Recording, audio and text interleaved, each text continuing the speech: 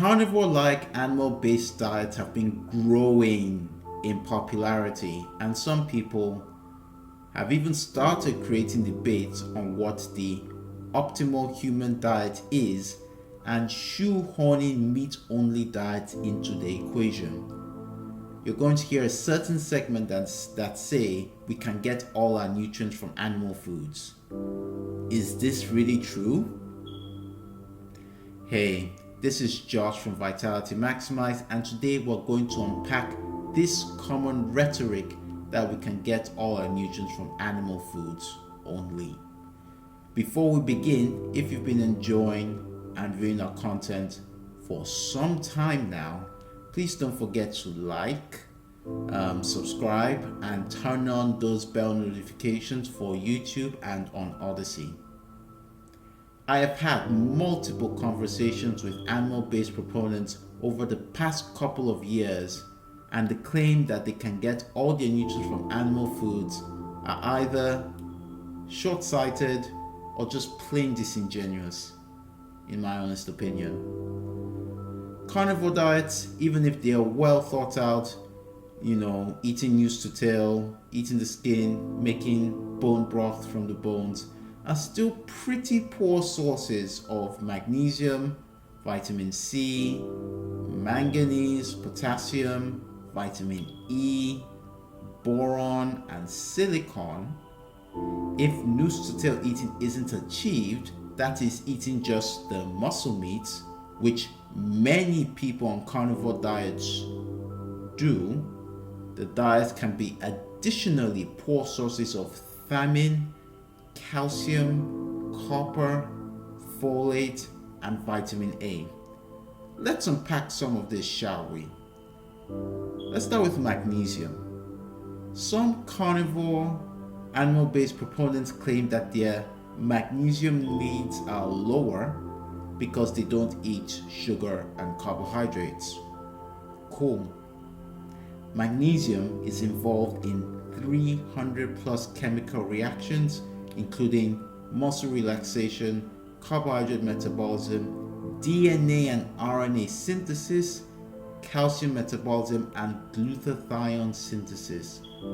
Our soils have been poisoned by intensive use of superphosphate fertilizers as they reduce magnesium uptake in the grass and crops, which animals themselves receive suboptimal magnesium from what they eat, and we eat these animals.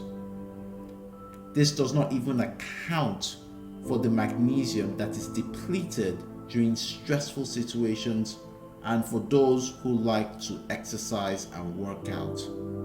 But hey, they lock themselves in a vacuum, thinking that one's macronutrient composition heavily determines magnesium levels, and kind of brush under the carpet the various situations and circumstances that increase and warrant in magnesium intake. The second nutrient we're going to talk about briefly is manganese. Manganese is critical for sugar metabolism, turning amino acids and fatty acids into glucose, ammonia clearance and thus kidney health, connective tissue synthesis like carotidine sulfate, superoxide dismutase for detoxification, and multiple other processes. There is some manganese in organ meats like liver.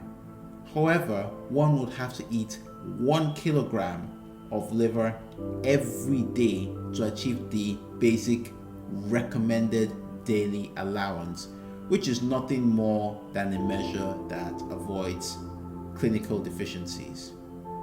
Are you going to eat 1 kilogram of liver daily? Most likely not. How about shellfish? Aren't they good sources of manganese? They are, but you also risk heavy metal toxicity. There have been recent studies, whether it's in China, Europe, Canada, of heavy metal contaminations, with some samples being over their so-called safety limits. All these harm your ability to absorb and retain manganese in the body, as heavy metals induce oxidative stress in the body. If you think you're going to retain manganese from eating shellfish, good luck to you. The next nutrient we'll talk about is vitamin C.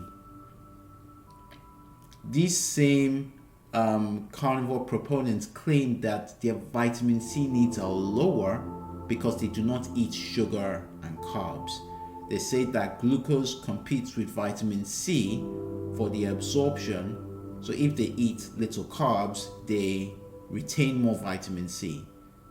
They also claim that animal foods have vitamin C as well, and the combination of this make them believe that this is superior retention.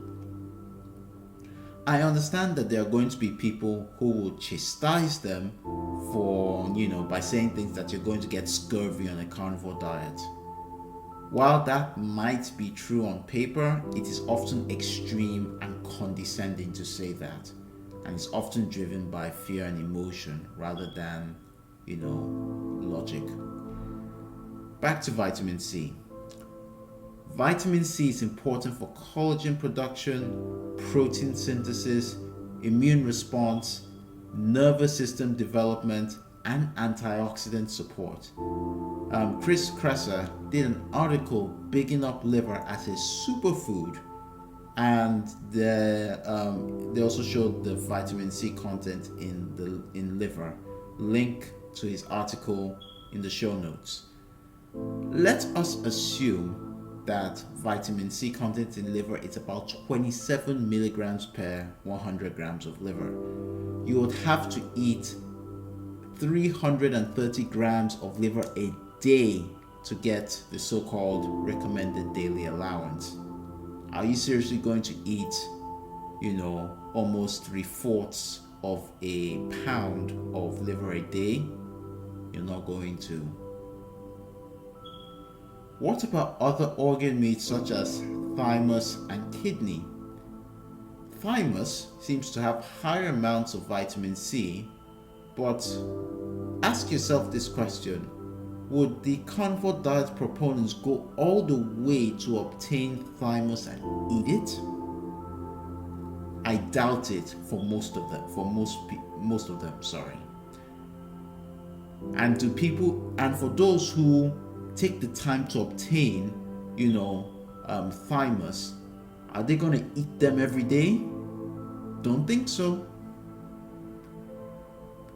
So yeah, vitamin C content in foods have dropped over the decades, and let's say you eat raw meats and organs to maximize vitamin C. Do you even account of the vitamin C that's depleted through stressful situations, colds and flus, or for those who like to exercise and work out? Why all cut your nose to spite your face? Moving on, I made a statement earlier that depending on the composition of your diet, the diet can be additionally poor sources of thiamine, calcium, and copper. Various nutritional databases you'll look reveal that eating meat has not much thiamine, not that much calcium, and not that much copper either. As we conclude, it is clear that no diet is perfect or even close to optimal for getting all the nutrients. But if you see carnivore animal-based diet proponents say something that we can get all the nutrients we need from this diet, please remember this video. It may very well keep you out of nutritional dogmas, and it might very well keep you out of trouble. Thank you for your time, and signing off.